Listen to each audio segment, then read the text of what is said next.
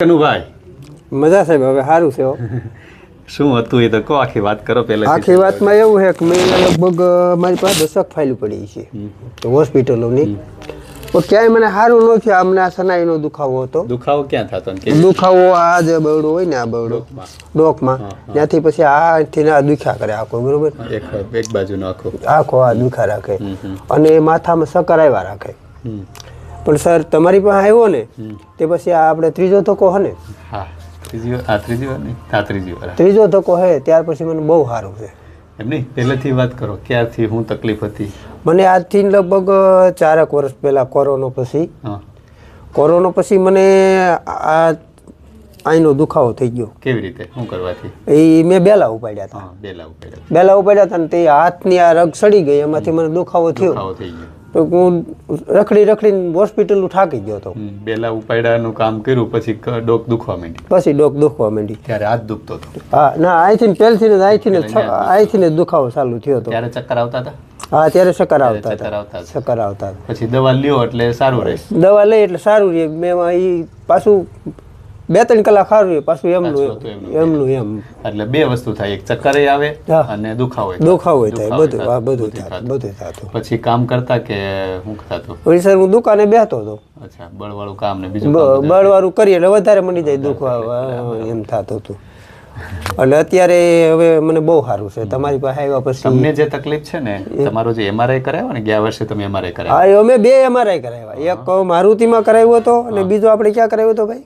કઈ વાંધો નહીં. એમાં શું આવ્યું, શું કીધું ડોક્ટરે? એમાં ડોક્ટરે એમ કીધું કે તમારી જે આ જે 2 જગ્યાએ ગાદી ખસી ગઈ છે, ફાટી છે, નસ દબાઈ છે, એવું મને સાહેબે કેવી રીતે કીધું. મટશે કઈ? એટલે એને તો મને અમદાવાદ જવાનું કહ્યું હતું. અમદાવાદ બતાવો, બરોબર, કે જ્યાં તમારું ઓપરેશન આવી શકે. તો ભાઈ ત્યાં તો આપણે હવે નાના માણસો કેમ ભોગી જઈએ. પછી આપણે હિરલબેન મેડમે કીધું કે ભાઈ તમે કે અમારા હાથ છે, હગા જ છે કાંઈક, જે તમારે હગા હોય, બરોબર. હિરલબેન મેડમે કીધું કે ભાઈ તમે ત્યાં વ્યા જાઓ, તમને દાદા મળી જાય અને મારા સંબંધ સારા. એટલે મેં કીધું ભાઈ તો આપણે સાહેબ પાસે, ત્યાં રામાણી સાહેબ પાસે મળી આવી. તો છેલ્લા 4 વર્ષથી તમે રોજ ટીકડી પીધા રાખતા? 4 વર્ષથી રોજ ટીકડી પીવો, ટીકડી પીએ એટલે મટી જાય, પાછી મજા આવે, પાછું એમનું એમ ઠેકાણે હતા. ત્યાં તમારો કેસ સમજીએ. તમને જે તકલીફ છે ને, એ તકલીફ શું થઈ? તમે બેલા ઉપાડ્યા ને, એટલે બેલા ઉપાડવાને કારણે તમારા ડોકમાં ગાદી ખસી ગઈ અને નસ દબાણી. બરાબર. તમારે જે છે ને, ચોથા પાંચમાં C4 C5 C5 C6 આપણા ડોકના મણકા 7 મણકા હોય. 7.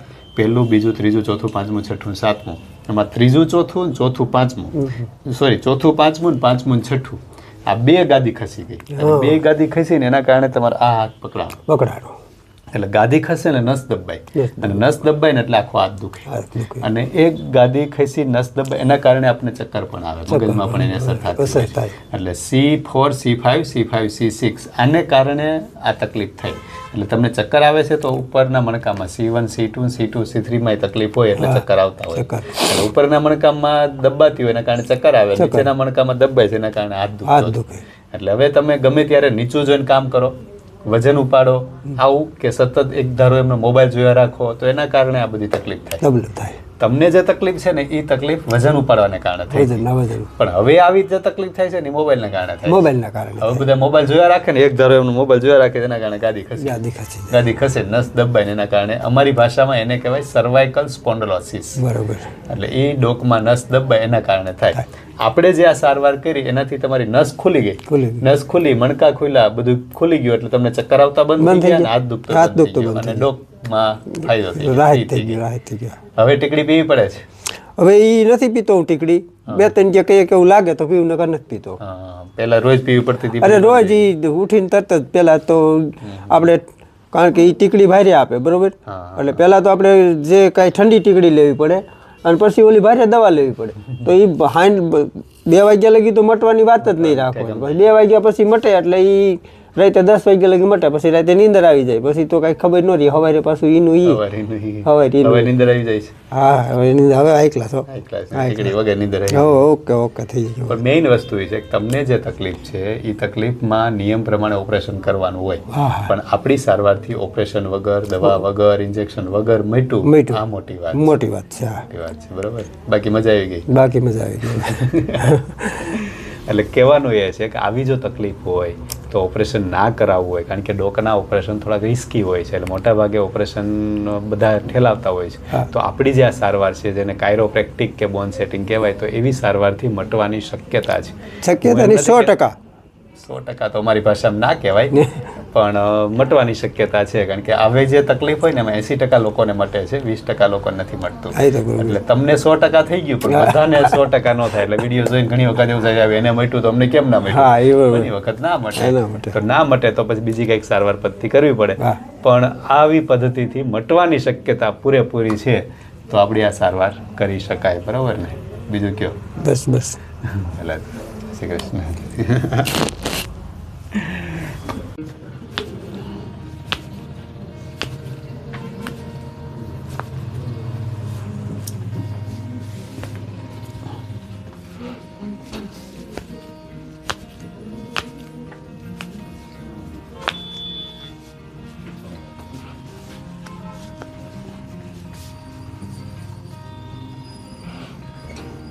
છોડી દે.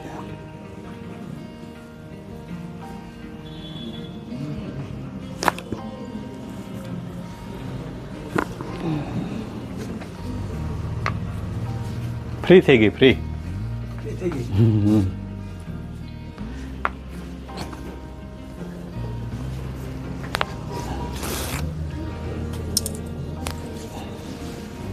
પકડી રાખવા આંગળા. પાછળ સુવાનું છે. સુઈ જાઓ, સુઈ જાઓ, સુઈ જાઓ, સુઈ જાઓ. બસ. હારા કડાકા બોલે. શરીર ઢીલું રાખ.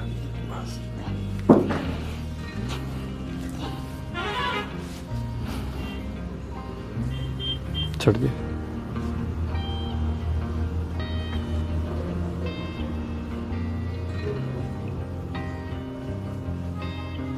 આ દુખતું હતું તો ઊંધા સુઈ જા.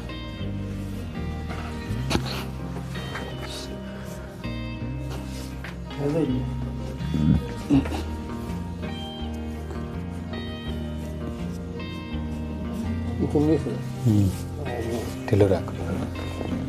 છોડી દે. બસ. છોડી દે. બસ.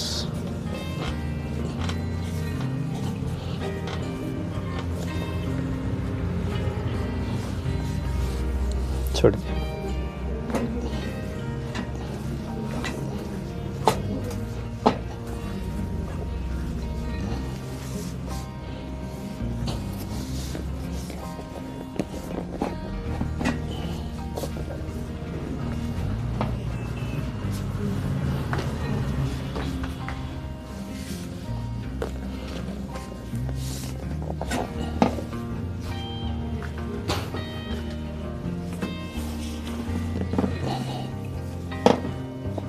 સીધા સુઈ જાવ. ચલતા આવતો ભાઈ. વચ્ચે સુવો થોડાક.